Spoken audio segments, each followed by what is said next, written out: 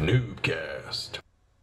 Greetings, ladies and gentlemen. Welcome to NuubCast. It's Monday morning, which means I just got off of a long shift at work, and I'm here, smack dab in the middle of delirium and sleepiness, bringing you your fix of StarCraft 2. That's right, baby. It's going to be a fun morning because I plan on casting the whole week of replays right now. Woo! It's going to be fun. I have been... Let me back up a second. Let me back up a second because it's really important for me to say this. This is 2D set... Oh, shit. Toads... 2... Oh, shit. What is his name? Toad. To the single. Todd Essengel. Todd Essengel. Doesn't matter what your name is, because your opponent is Digital Hobo. And it's a PvZ. We're on Antigua Shipyard, and this is NuubCast. If you're not familiar with NuubCast, welcome aboard. It's so nice to meet you. It's nice to have you here. Come in, pull up a chair, grab some coffee or some nice beverage, and snuggle up. You know, get a blanket. Because we are all about shining the light of esports where the sun don't shine. Right up the noob's behind, baby. That's right. All about noob replays, casting games that you will never see cast anywhere else. But just because you won't see them anywhere else doesn't mean they're good, because we believe here at NuubCast that you can have fun, exciting, interesting games at any level. And you guys prove that every day. We go only on user-submitted replays. That is what we operate with. So, if you have a replay that you feel is up to par, and by up to par, I mean that there are no... It's not a cheesy game. We don't do cheese here, generally, unless you are defeating it. Whoa, look at this strangeness. Oh, I see why. Yep, there's the pylon.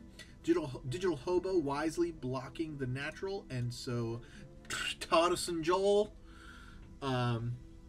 Tudessengel, whatever the frack your name is, Tudessengel, drops his third over here, gets his scout on, sees that it's pretty much regular old one gate expand here from a Protosian player, from my Protesian player. We're going to get the lings and drones killing that pylon. We're going to see that hatchery go down right away. And it's going to be 3 bases to 2, which is the way the Zergies like it. Yeah, if you're unfamiliar, all about the noob replays. And if you'd like to send your replays in, if they're awesome games, and they got to be entertaining. We like back and forth, no one-and-done attacks, no turtles fests. You know... And generally, I have a screener who watches all the replays for me so I don't get spoiled.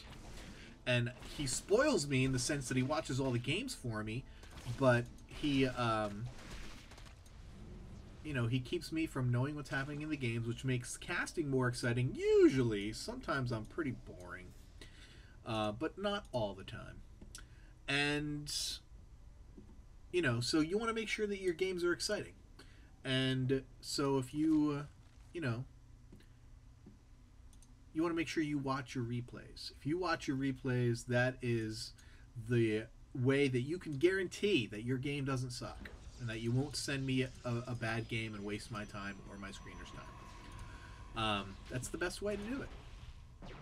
Sure is. And this Overlord is going to go down. Even if the Stalker has to walk all the way around and come back out to finish off the job, he will eventually get that Overlord. And that's exactly what he's going to do eventually. There he goes. Oh, no, he's not. Oh, no. Digital Hobo. Oh, Digital Hobo. This is not the first time Digital Hobo has had a game on NuubCast, so welcome back, Digital Hobo. We have seen his homelessness on several occasions. I feel like I hear a zealot whacking away somewhere. I guess not. Yeah, so games. Good games, bad games, fun games. Those are the ones we want. We want to see your best play. And the way to make sure that you are giving us your best play is, of course, to watch your replay. We all get caught up in the games in the middle of them. Do you not hear that? It's some kind of... Is it this? I hear the... They're like pistons. Oh my god, that's gonna fucking drive me nuts. Where is that noise coming from? It's definitely a widget or something in the game. Uh-oh, don't attack with those stalkers unless you know you can win. Don't do... Oh, too many links. Get out of there. You're going to lose all your stalkers. They don't have speed, so actually you can kite them. And he just started speed, so you're actually pretty okay. You're actually just alright, unless, of course, he gets a surround on you, in which case you're meat. And it looks like you might be meat. Zealot is meat. You're going to lose those stalkers? Nope, not yet. But if you keep hanging around, you might. And it looks like we're going to see a Blink build out of Digital Hobo. I'm pretty sure that this is a platinum level replay. I think. Pardon my hiccups. I'm pretty sure that this is platinum Digital Hobo's platinum player. I could be mistaken, and it could be silver, but I'm pretty sure it's platinum. Generally, you don't see silver players with that kind of early aggression with 3 or 4 stalkers, and that have the micro to escape even slow links. Generally, although the skill ceiling is being raised, and so you do see a lot better micro and different skill sets at lower leagues. It's just the way that the game goes, and that will continue to be the case the longer the game is around. We'll start seeing guys in silver and bronze, and you'll be like, holy crap, this guy's in silver or bronze. But probably not for like 5 more years. I remember in Brood War, yes, I'm an old man, and Brood War, the skill ceiling got so ridiculous that, I mean, obviously there were no leagues, but there was a ladder that everybody was on, and there's that damn piston thing sound. So yeah, I really want to find it. Sorry. I'm sure I'm bugging the hell out of everybody.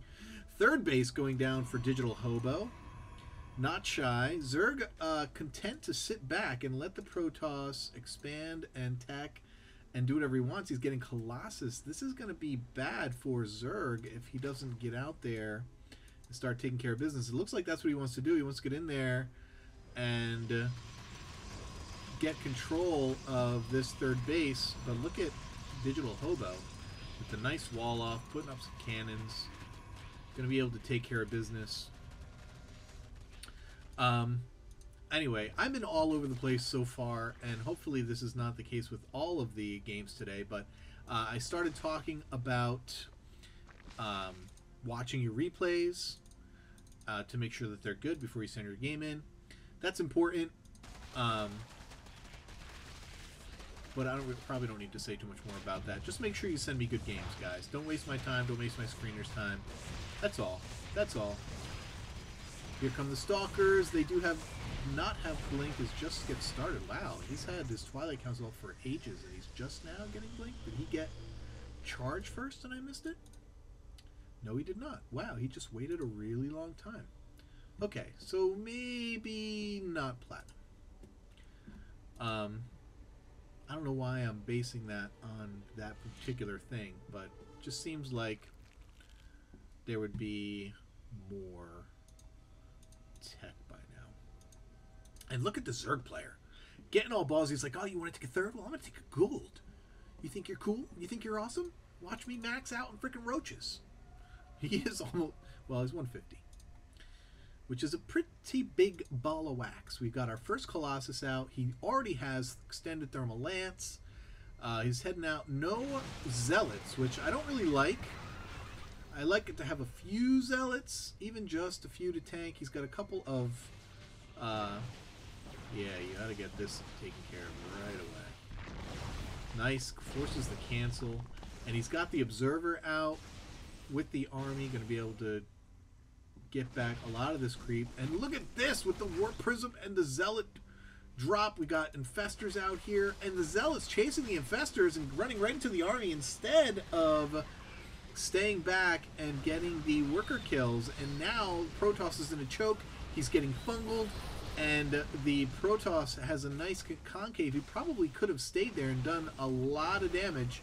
You see there are barely any shields left on these units. We need to see some more fungals! Get the fungals! Stalker's going down, and Digital Hobo losing all of his entire army. Holy crap. The Colossus, the lone unit, able to escape in the War Prism. But there were Zealots, did get dropped again, and they were able to take out a lot of workers. Let's see how he did. 27 workers killed by Digital Hobo. That is a pretty penny. And now we're going to see Toadessential on the counterattack. But the problem here is he doesn't have any energy on his Infestors. So if there's any kind of army to speak of whatsoever for Digital Hobo, he's not really going to be able to keep it at bay. We have a second Colossus coming. Yeah, I'm starting to think that this might be silver, in fact, because there's not a lot of macro happening while the battles are taking place. And look at this. Toadessential is just walking right in and completely pwning the house. And he can just... I wouldn't be surprised if he won this. I mean, he's going to walk right in there and take this third. These Stalkers are going to be able to pick off the Infestors. Corruptors are out, so the Colossus is going to fall. These Roaches are just going to rip right through these Stalkers. The Colossus goes down. There's a warping of Stalkers, but he's not even using them to fight. There's the blink-in.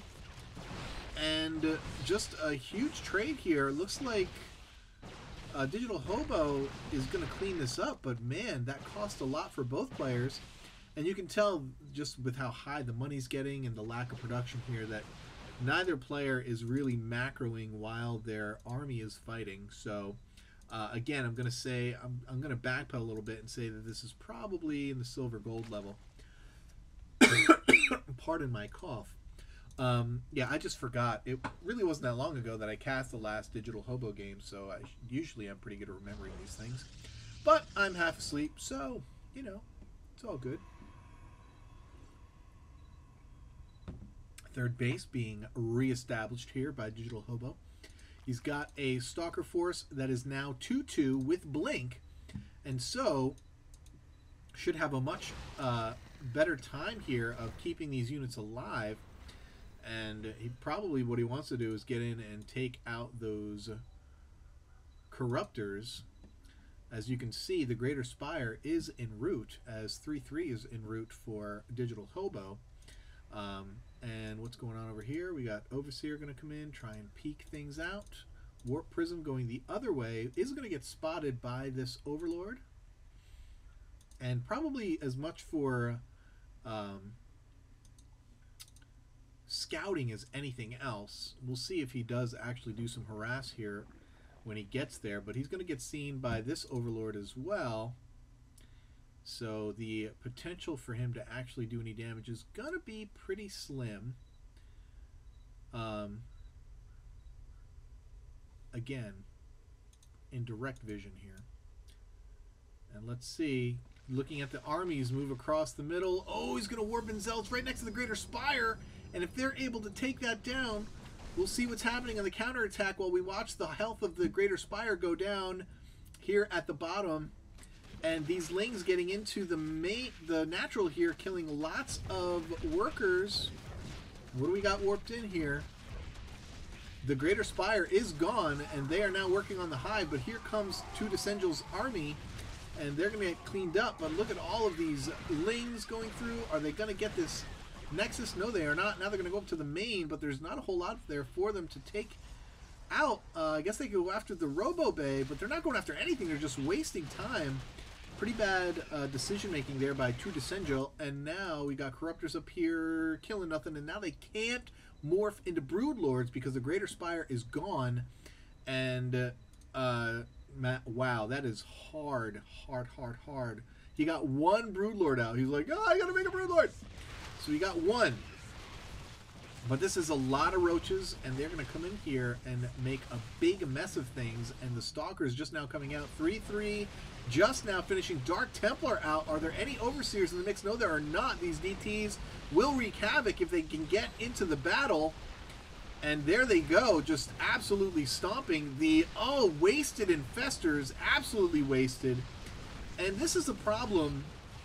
This is what separates silver from gold and platinum, is that micro ability, the ability to keep your Infestors on a separate key and to be able to deploy those fungals in the middle of the battle instead of walking your Infestors into the opposing army and getting them killed. And now these DTs will probably be able to clean this up now with the help of these Stalkers before the Nexus sees any real hull damage. And there they go. And now the DTs are going to be able to warp in. And, they are killing the hive over here.